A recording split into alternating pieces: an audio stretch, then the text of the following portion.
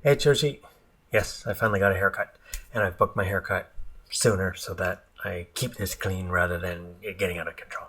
Anyways, that's not what this video is about. This video is about September 24th, 2024, which as I record that is tomorrow, or it's in 1 minute. And what that means is 1 minute from now, this documentary that I'm super excited about is going to be released. And I want to give you just a bit of backstory on why I'm so excited about it. It relates to me as a kid growing up. And I was a Star Wars nut. Don't worry, this is not going to be about Star Wars and Disney Plus and all that stuff. This is just context for you. First movie comes out when I watched it. Absolutely loved it, and I wanted to know everything behind the scenes of how they made it, because it was just like, how do I do that? How can I be a part of that? So documentary comes on and you get these interviews with these special effects artists, and they show different people from different departments: art department, creature department, model shop, etc. And they show, oh, this is the blue screen of how we shot this ship and made it look like it was going through space like this, and explosions like that, and how he made a land speeder feel like it was floating above the sand, and how he made a lightsaber work, how he designed costumes and made Darth Vader's helmet and Stormtrooper and all that. So my brother and I are making cardboard versions of a lot of these items. My brother made a Star Destroyer. I was making a Stormtrooper costume. My brother made a Stormtrooper helmet. I made a Darth Vader costume, and all these models. But the energy that came out of hearing these special effects artists talk about their craft, these were from people that whose names they became household names for my brother and I, and we would just their names would just come off the tip of our tongue, because it was like they were just like their friends. It was like, oh yeah, John Dykstra over there, he's working on the Dykstraflex camera, so they can do multi passes on that. We actually called him John Dykstra, and we thought it was such a cool name like that. And we found out later that it's pronounced Dykstra, and it's like still a cool name, but that familiarity, Dennis Murin, Richard Edlin, Phil Tippett, like all these people, and there's tons more, of course. I'm sorry, I just hit another thing. I'm just way too excited. So this excitement that you see of me as a little kid watching these documentaries and getting all this information and finding out how can I make these things and how can I be a part of that world. Fast forward to 1994, my friends go off and work on this TV show called Reboot, and it's like one of the first CG TV shows, and I'm hearing what they're working on. Meanwhile, I'm working on Soap. commercials and Tide commercials and stuff. In 1996, my friend calls me. So they're going to do Reboot IMAX ride films, and he asked if I want to be a part of it. And it didn't take long to say yes. Didn't matter what we had to do. It was going to happen. It was going to happen. So being a part of that, and then what happens 30 years after 1994, two super fans of Reboot, Jacob and Raquel, end up making a documentary about the Reboot TV series, and also going to talk about the IMAX ride films, etc. But they make this documentary. So super fans making a documentary.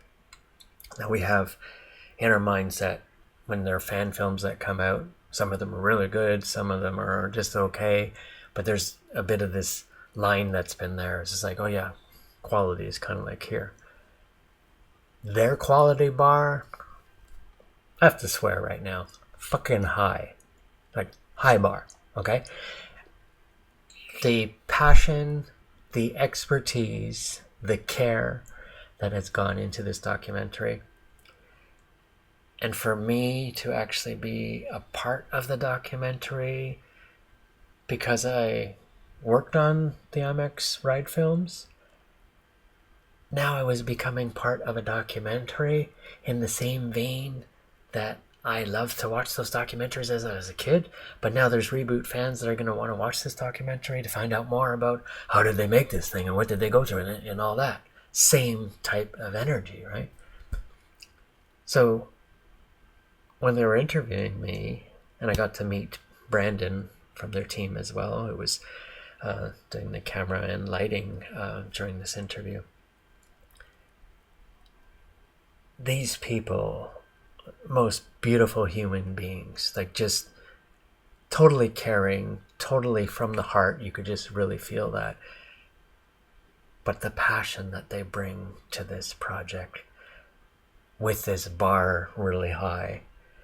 I got to see the first 2 episodes in a private screening, and I was like, I want to watch it again. I don't want to watch it again. I want to watch it again. The quality of everything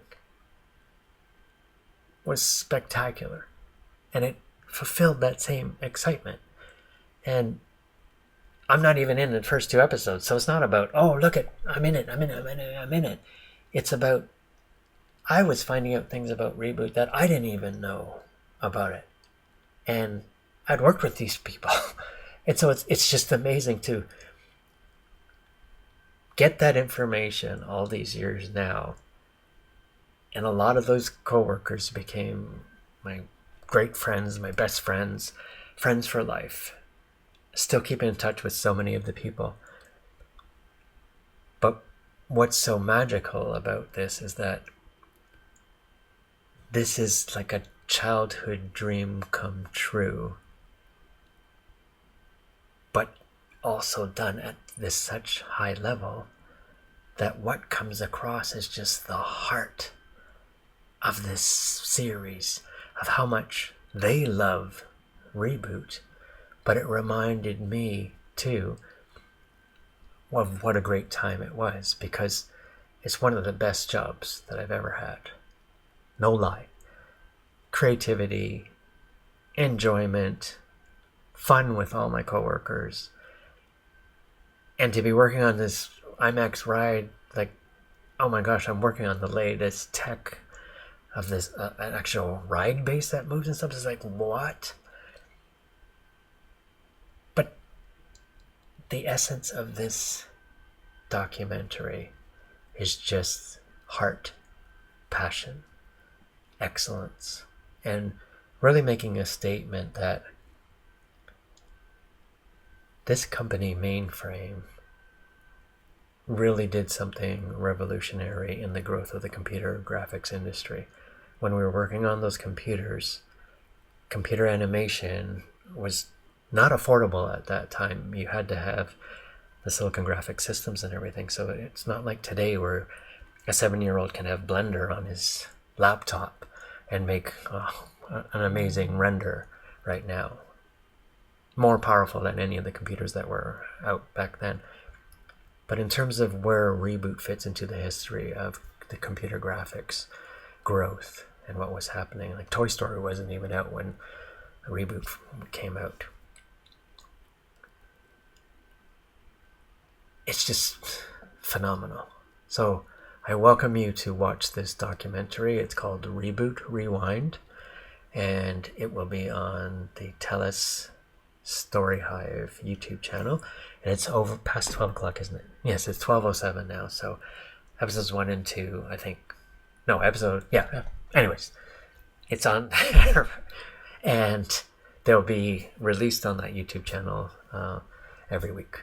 But if you're on TELUS Optic TV, I think it's channel 9. I think it might be pay-per-view, but apparently you get all the episodes.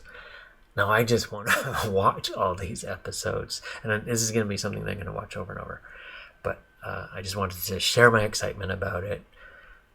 Proud to be involved with it. Super proud, and so thankful for this heartfelt team. They're beautiful people, and I haven't even met the whole team, but I just know it's gonna be big. This thing is going to spread across the fan base, across the world. You're going to get those people from Industrial Light and Magic. I'm hitting things again. From Industrial Light and Magic. Watching this and seeing, yes, Reboot does have its place in the whole history of computer animation. But check it out. Reboot, Rewind. And they're on all the social media platforms. I can't say enough about how amazing this project is, and I'm excited for me to see all these episodes as well.